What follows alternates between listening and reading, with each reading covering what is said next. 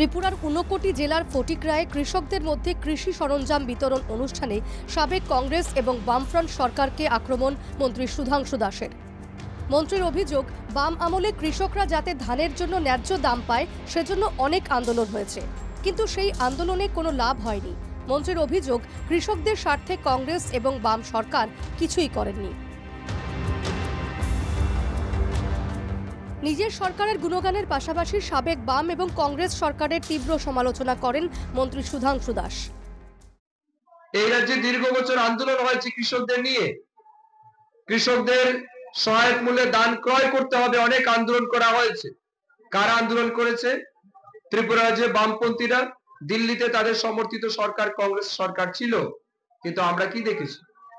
না কংগ্রেস সরকারের সময়ে, না বামপন্থীদের 25 বছর সময়ে এই রাজ্যে কিন্তু এমএসপির মাধ্যমে কৃষকদের স্বার্থে বিজেপি সরকারের কাজের কথা উল্লেখ করেন মন্ত্রী। সুধাংশুবাবুর বক্তব্য, কৃষকদের স্বার্থে চলতি বছরের বাজেটে কৃষি বিভাগের কুমারঘাট মহকুমা অফিসকে কৃষি উন্নয়ন তথা গবেষণা কেন্দ্র হিসেবে গড়ে তোলার সিদ্ধান্ত নিয়েছে সরকার। কৃষকরা যাতে কৃষি ক্ষেত্রে সব রকমের সুবিধা পায়, সায়েন্টিফিক সাপোর্ট হোক, তাদের টেকনিক্যাল সাপোর্ট হোক, তাদের সয়েল রিলেটেড যে কোনো ইস্যু হোক, সেই সমস্ত কিছুকে সমাধান করার জন্য এই বছরের বাজেটে আমাদের রাজ্য সরকার মাননীয় কৃষি মন্ত্রীজির নেতৃত্বে কি করেছে, কুমারঘাট সাব ডিভিশন যেটা আমাদের অফিস আছে সেটাকে agri development cum research centre with IT facilities গড়ে তোলার সিদ্ধান্ত কিন্তু নিয়েছে। এমনকি রাজ্যের কৃষকদের জন্য কেন্দ্রের অর্থানুকূল্যে কিষাণ সম্মান নিধি প্রকল্পে 2018 সাল থেকে রাজ্যের 2,77,970 জন কৃষকের ব্যাংক অ্যাকাউন্টে 6,000 টাকা করে আর্থিক সহায়তাও জমা পড়েছে, জানালেন মন্ত্রী সুধাংশু দাস।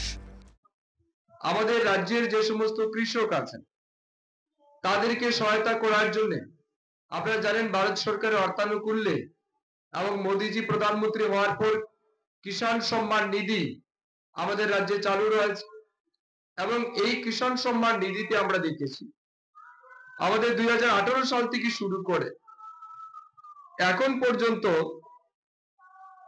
2,77,970 জন কৃষকের ব্যাংক অ্যাকাউন্টে কিষাণ সম্মান নিধি 6,000 টাকা করে আর্থিক সুবিধা পৌঁছে দেওয়া হয়েছে।